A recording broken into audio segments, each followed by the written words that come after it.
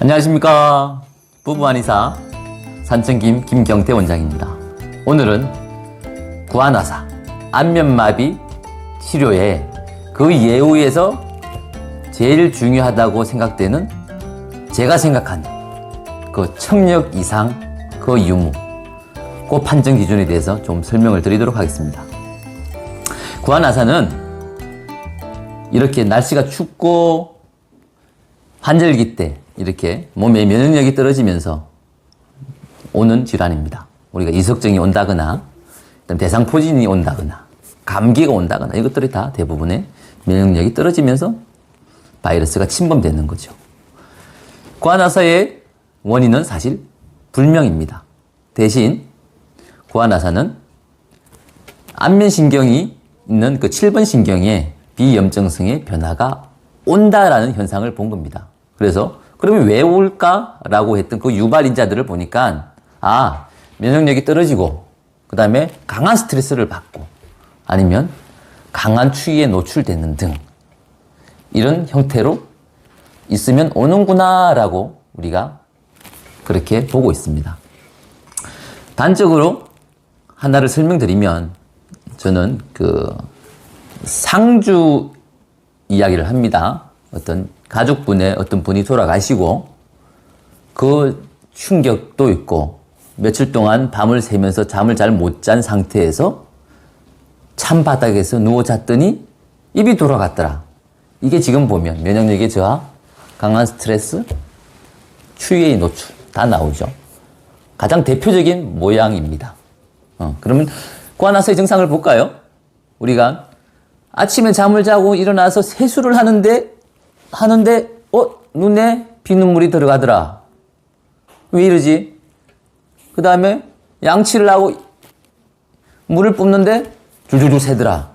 이러죠. 그리고 이상하다 싶어서 얼굴을 봤더니 눈이 안 감기고 한쪽 입이 돌아갔더라. 이게 구안화사입니다. 구안화사의 증상은 귀 뒤에 이유통이 있는 경우도 있고 없는 경우도 있습니다. 있는 경우는 그 2, 3일 있다가 증상이 나타나요.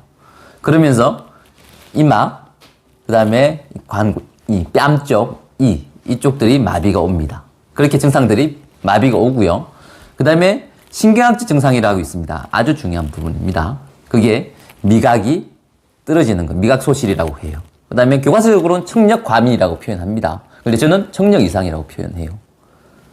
그리고 그 다음에 우리가 눈물 분비, 눈물이 있는 이 분비가 저하가 되는 경우가 있어요. 누선 분비 저하라고 표현하는데 요게 되면서 평형감각이랑 어지럼증이 동반하는 케이스가 있습니다. 이런 증상이 있으면 예후가 좀 더 나쁩니다. 자, 그럼 여기서 제일 중요한 점은 뭘까요?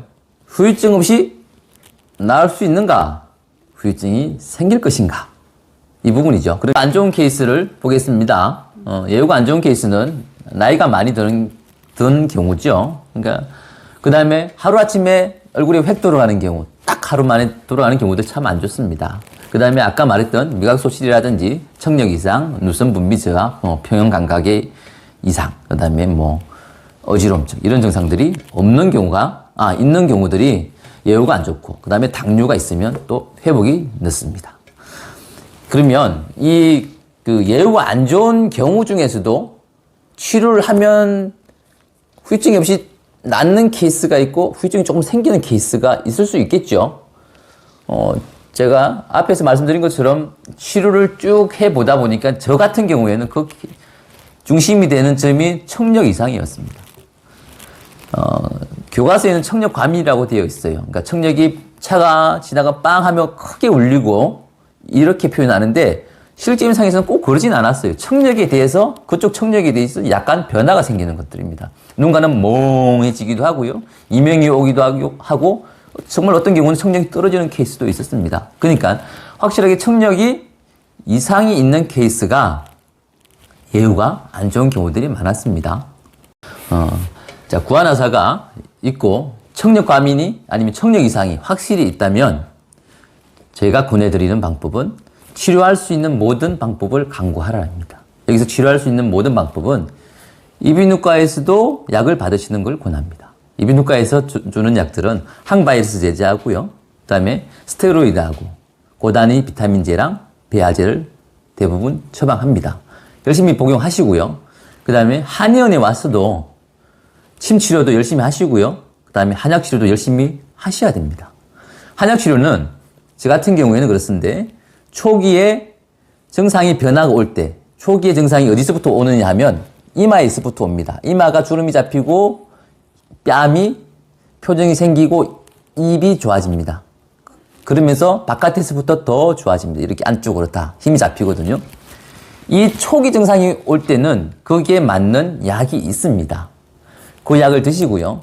그게 오고 난 이후부터는 여기 전체를 회복시키는 아주 큰 보약들이 있어요. 환기라고 하는 약들이 과하게 아주 많이 들어간 약들이 있는데 이 형태로서 빨리 회복시키는 게 중요합니다. 저는 구아나사 환자가 왔을 때 이 말을 합니다. 구아나사는 기간이 정해져 있습니다. 얼굴은 죽고 사는 문제는 아닙니다. 아니지만 얼굴은 내 인생에서 아주 중요한 가장 큰 파트입니다. 그래서 3개월 안에 꼭 다 잡으시라고 표현합니다. 왜 그러냐면 교과서적으로 6개월 정도까지도 봅니다. 보는데 제가 치료를 해본 결과 3개월이었습니다. 3개월 이후에는 후유증입니다. 쉽게 회복이 되지 않고요. 그 이후에는 저희 같은 경우는 매선 치료를 해서 잡아주는 케이스를 하는데 어떻게 되든 3개월 안에 잡는 걸 권하고 그러려면 초기에 집중적으로 치료를 해 주셔야 됩니다. 그래야 환자 입장도 그렇고 의사 입장도 그렇고 서로 간에 만족할 수가 있습니다. 구아나사가 왔다는 건 정신적으로도 육체적으로도 많이 힘들었다는 걸 의미합니다.